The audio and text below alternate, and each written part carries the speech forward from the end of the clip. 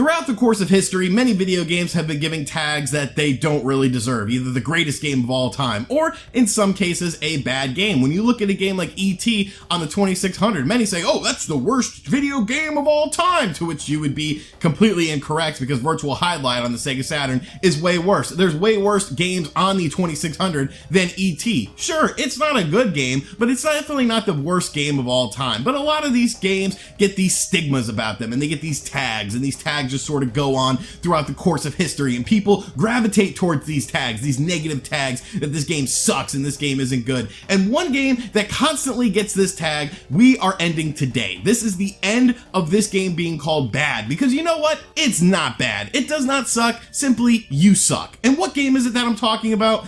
Well, if you didn't tell by the title and the thumbnail of the video, it is Sonic R on the Sega Saturn. Sonic R on the Sega Saturn. This is a bad game. This is a really bad game. This is a game you shouldn't play. This is a game you should avoid. Nonsense. You are completely incorrect. And I know what you're saying to yourself. Oh, RGT 85, you grew up a Sega fan. This is nostalgia talking. This is so stupid. Why would you make a video on this? Do you know when the first time I played this game was? 2 years ago. I bought this game off of a website called McFly's, which is no longer in business, but they had excellent Saturn deals. I love you, McFly. I wish you would come back. And I picked up Sonic R and I played it. And I've been playing it for over 2 years now. And you know what? I like this game. This game doesn't suck. You suck. So in this video, we're going to end the stigma about this game. We're going to talk about what Sonic R is and why it is a good game. And today, finally, we will end the stigma that Sonic R is a bad game. So sit back, relax, make sure you subscribe to the channel because it's time to talk about Sonic R, baby. Hey, RGT 85. Hey, Sean. Oh my God, it's Stevie Richards!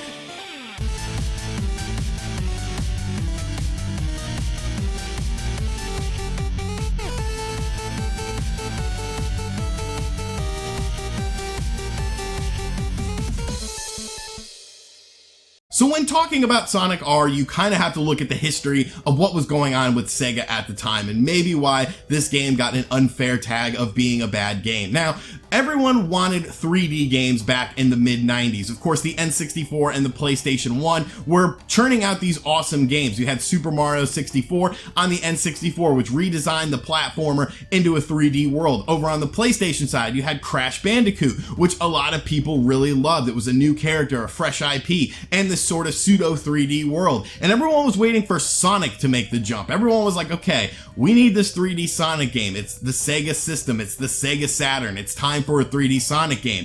And of course, we had Sonic 3D Blast, which was not a 3D Sonic game. This game also came out on the Sega Genesis. Not a terrible game, but definitely not the 3D Sonic experience that a lot of people were wanting and a lot of people were looking for. Sonic Team was, of course, working on Knights, which was a 2.5D game, another game that I really enjoy and really love, but once again, it wasn't a 3D Sonic game.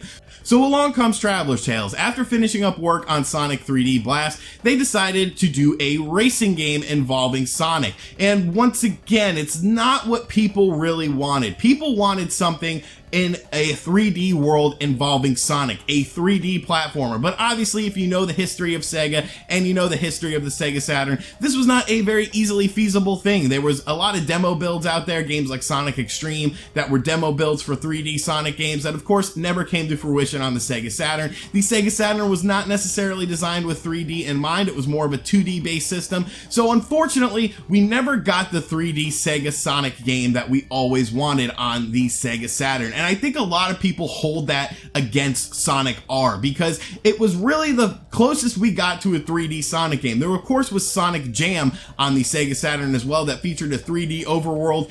That's what they should have just done with the Sonic game. Like that 3D overworld was super fun. It's super good. It looked good. Like I don't know why they just didn't roll with that, but I digress. We are here to talk about Sonic R. So Sonic R, when it came out, was of course going up against kart-based racers like Diddy Kong Racing and the iconic Mario Kart 64. And when you look at Sonic R on the surface, you might say to yourself, well, this game doesn't have a lot of the things that those games have. Where are all the characters? Where are all the courses? Why is there so much limited stuff in here? And I will agree with you on that. It's definitely got a limited roster when you first start out the game. Even when you unlock all the characters, it's still a limited roster. Course-wise, there's only 5 different different courses. And so there's not a whole lot to the game. And when you look at a game like Mario Kart 64 that had some of the most iconic courses of all time, it's definitely easy to compare the two side by side and say, well, this game is missing this and this game is missing that. But I don't think that's fair, because I don't really consider Sonic R to be like a traditional racing game, and I don't think that's what Traveler's Tales wanted to do with Sonic R. I don't think the intention of Sonic R was ever to make a Mario Kart clone, or a Diddy Kong Racing clone, or a Crash Team Racing clone, because there's no real karts in this game. You know, when you look at the main character, Sonic, what are you? Are you in a cart? Are you driving a car? No, you're on foot.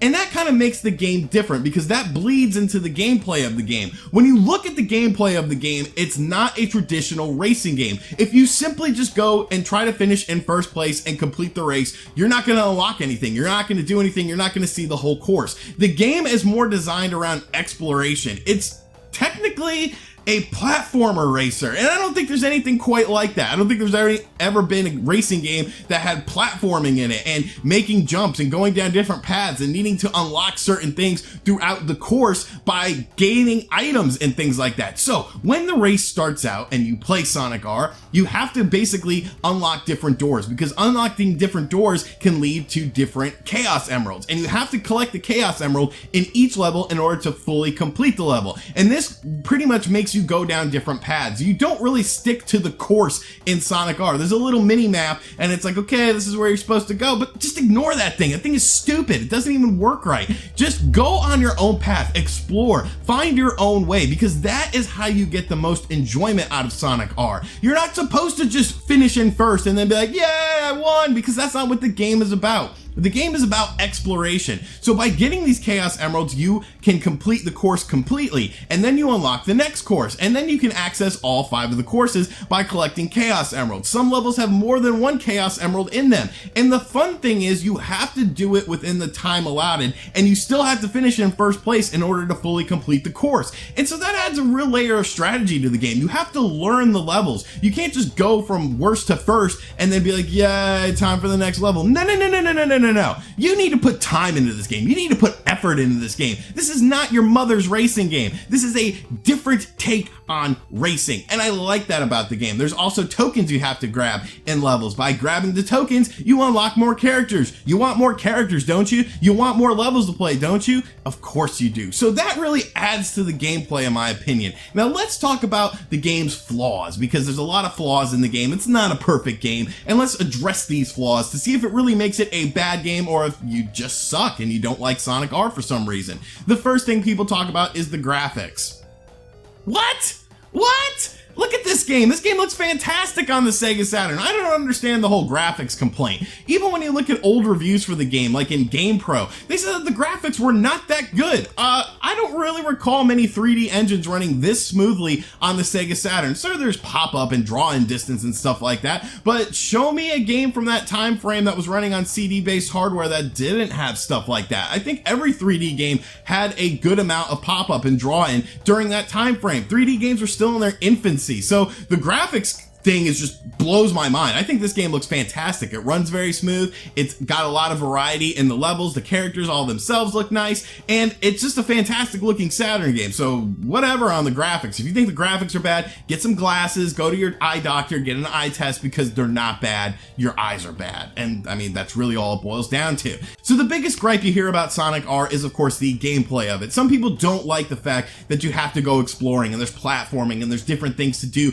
within the levels. But I think it's great. I think it's very fresh. I think it's very unique. So I don't understand why the game will be penalized for trying something different and then making it work. It's not like it cripples the game or breaks the game. It encourages you to explore the levels. It encourages you to replay the levels over and over and over again, which is what a good game should do. It should encourage exploration. It should encourage you to have a drive to want to complete the level completely so that you can unlock other things. The controls of the game admittedly are a bit slippery, but people don't seem to use the trigger buttons on the Sega Saturn, the L and R triggers, because that's what helps you get into corners. And once again, this is not a kart racing game. Each character feels different. Each character feels unique. Yeah, they feel a little bit slippery, but once you learn it, and once you learn how to power slide and drift and things like that by using the L and R triggers, the game really opens up. It doesn't feel that bad. There is a learning curve, I will admit that, but once you figure out how these characters control, I think it's very nice. It's very smooth. And really, you're not supposed to just be trying to finish in first place on the track. You're supposed to be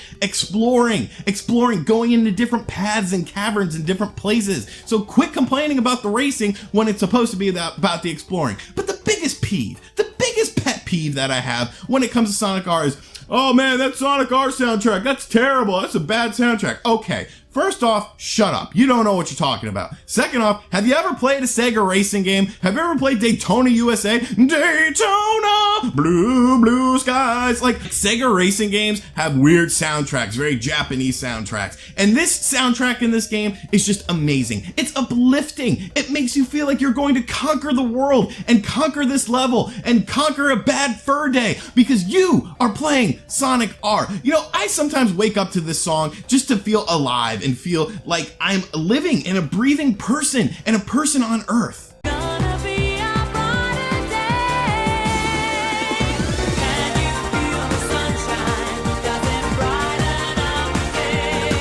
That doesn't make you feel good, then you're dead inside. And if you're dead inside, then I can understand why you don't think Sonic R is a good game. But for the rest of the people out there in the world, do not listen to this nuance that Sonic R is a bad game. Does it have flaws? Of course it does. Is it limited in content? A bit. Does the controls take a while to get used to? Yes, admittedly it does. But this is a smooth 3D Sonic racing game. It is very fun. It is very unique. I've never played a racing game like it, and I probably will never play another racing game like it because people like GamePro just took a dump on it, and then nobody ever wants to play another Sonic R style game except me. I want Sonic R2. Give me Sonic R2. I don't want this Sonic and Sega All-Stars racing nonsense with cars and stuff like that. No. Give it to me on foot. Let me explore levels and do different things and unlock different characters and find Chaos Emeralds and make a Sonic game in a racing game or something like that.